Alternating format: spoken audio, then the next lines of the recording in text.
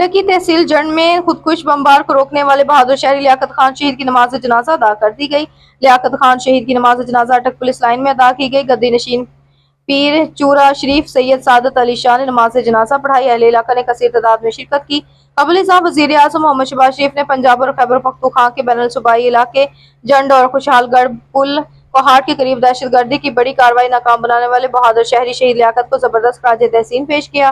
وزیر اعظم نے اپنے بیان میں کہا کہ ذمہ دار شہری کی حیثیت سے لیاقت نے مشتبہ شخص کو روک کر اس کی شناخت پوچھی، جس پر دہشت گرد نے خود کو دھماکے سے اڑا لیا۔ اس واقعے میں لیاقت نے بھی جام شہادت نوش کیا۔